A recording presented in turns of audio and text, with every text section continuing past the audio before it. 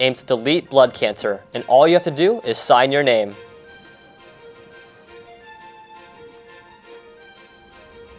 Then, a nasty fall from the balcony of the Impulse nightclub puts one man in critical condition. Finally, the College of Business prepares to officially announce plans to break ground for the new Austin Hall. We'll have all that and more on tonight's episode of the Beaver News.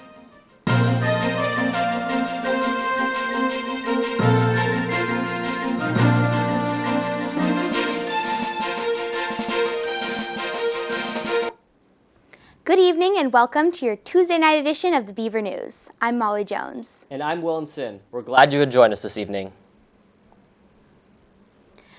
Bone marrow transplants are life-saving for those who are diagnosed with cancers, such as lymphoma or leukemia. The program Delete Blood Cancer DKMS has recently partnered with ASOSU in an effort to increase bone marrow donors. According to the DBC, a person is diagnosed with blood cancer every 4 minutes, and someone dies from the disease every 10 minutes. One student has taken it upon herself to help change those odds. Yesterday, we spoke with Krista Collins, who is leading the charge to help students get signed up to register themselves as bone marrow donors and possibly to help save a life. People always ask, hey, I would do something if there was a cure for cancer. This is the best we have for a cure for leukemia and blood cancer and other blood diseases. This is a chance to actually save someone's life, and it's so important that we do because this is their last chance at life, and we can give people a second chance at life. So first, you get to learn more information about it. The second part is actually filling out a registration form. So it'll go through all your information, and then you get swabbed. So a cheek swab is basically taking one swab, swabbing your cheek, and putting it into a little envelope, and that's your tissue type that gets sent into the National Registry. Basically, they just swab the insides of your cheek for each cheek for about 15 seconds, and you have the potential to save someone with cancer's life in exchange for about a week of your pain for their entire life. And so that's a little bit of your pain to save a lot of people, a lot of emotional and physical pain. Basically, cure someone that has cancer. We can all do something to help, and this is something actively you can do. Very small chance to get called. More often than not, it would be this one as opposed to that. If you're in the U.S. for 2 years, Krista told us that their goal this week is to register at least 300 students, and today they surpassed that goal, having already registered over 300 over the past 2 days. Haven't had a chance to sign up? The Delete Blood Cancer booth will be in the quad from 10 a.m. to 3 p.m. through Wednesday. Students can register as a bone marrow donor at the booth or online at deletebloodcancer.org. This will put you in the registry for patients who need a genetic match for the bone marrow transplant. An unfortunate incident happened this Sunday when a man apparently fell off the balcony of Impulse nightclub. The Daily Barometer reports that Sean H. Santoki, age 23, climbed over the balcony near the Impulse club and fell to Cobblestone Square around 2 a.m. Witnesses called 911 after finding Santoki lying on his stomach on the sidewalk. Santoki is now considered to be in critical condition. The officials are still unaware if the incident was intentional or unintentional and are continuing to investigate. Santoki was brought to the Good Samaritan Hospital in Corvallis, then transferred to Legacy Emmanuel Hospital in Portland. He is expected to make a full recovery. Civic Engagement Week is upon us. The Center for Civic Engagement and the Human Resources Center are holding some events to help celebrate. Students gathered in the Native American Longhouse today to make placemats for Meals on Wheels and discuss civic engagement on our campus. If you missed it, there are still ways to get involved. On Thursday from 6 to 8 p.m. in MU 109B, a discussion will be held on social media's role in civic engagement. After watching a few TED Talks, students will examine the future of civic engagement and how it can be extended beyond Facebook and Twitter.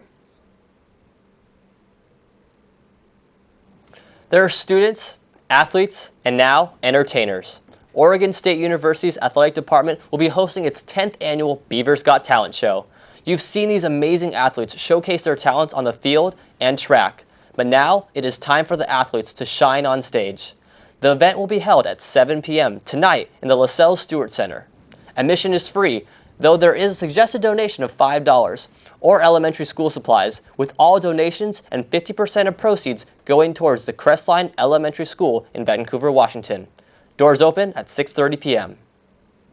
As part of Sexual Assault Awareness Month, tomorrow, Take Back the Night returns to the OSU campus starting at 6:30 p.m. in the MU Quad. The event aims to raise awareness about sexual violence while empowering everyone to feel safe in their communities.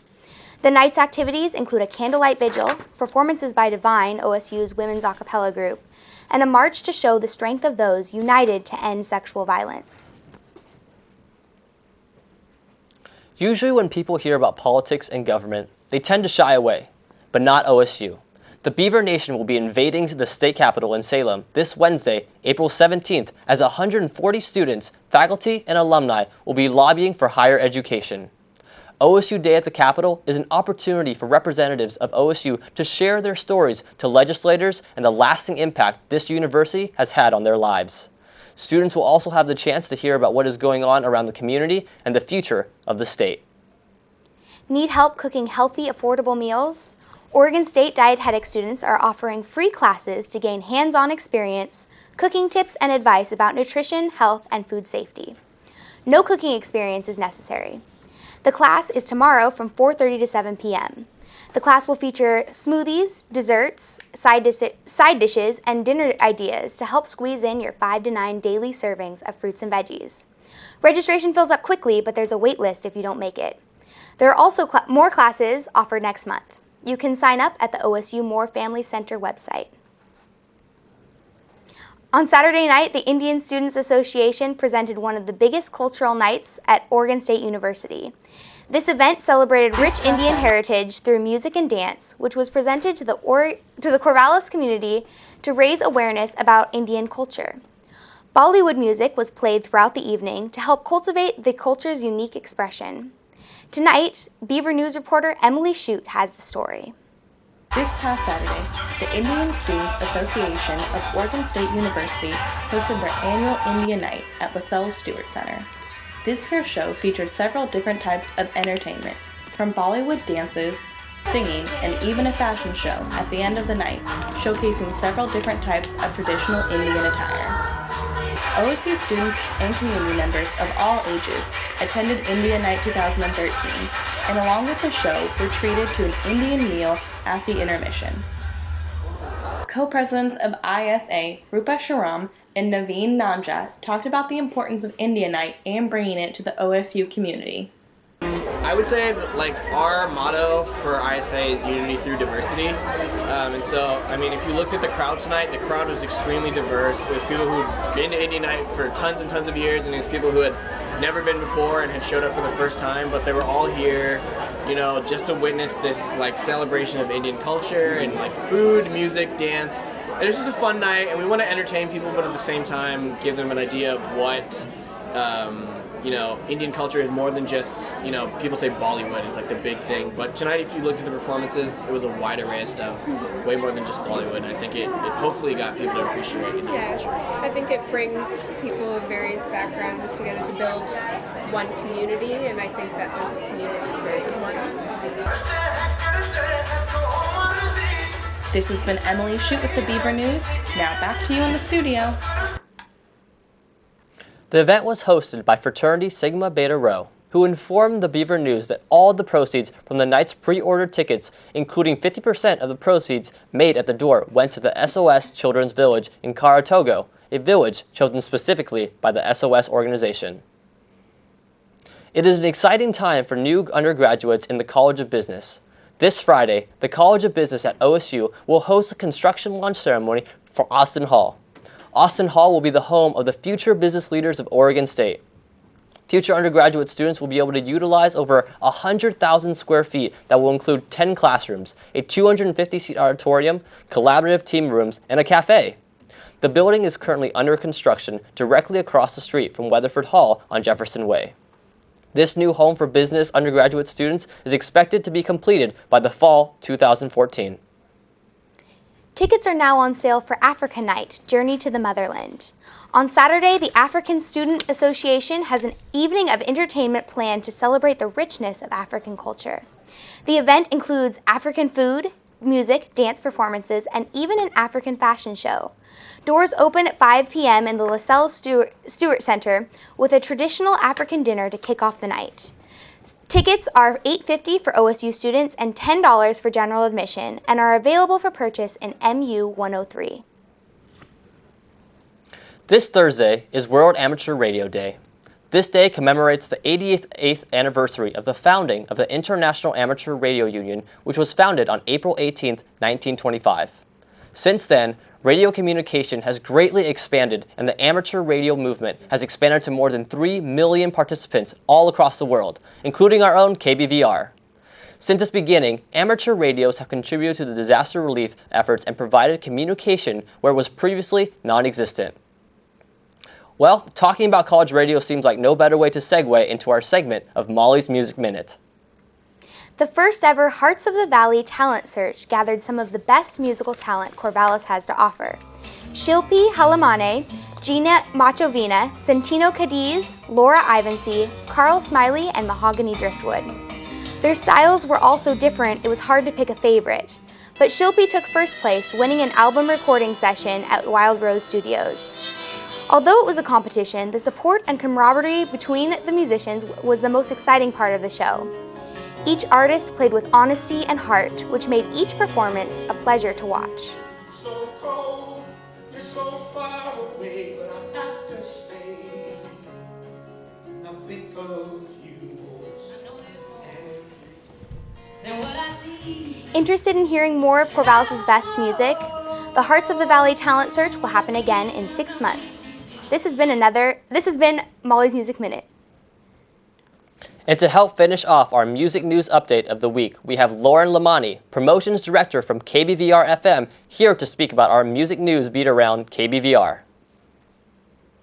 Thanks, Willen. First things first, here's what's going on in radio.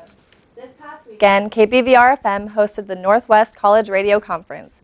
Attendees included radio stations from Eastern Oregon University, Lewis and Clark, University of Oregon, Linfield College, and Oregon Institute of Technology.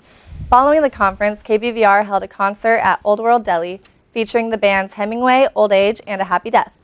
KBVR is giving away a lot of tickets right now for shows coming up in Portland, Corvallis, and Eugene. Some of these include Andre Nicotina, Cold War Kids, and Blitzen Trapper. To be entered to win, call into the station at 541-737-4962.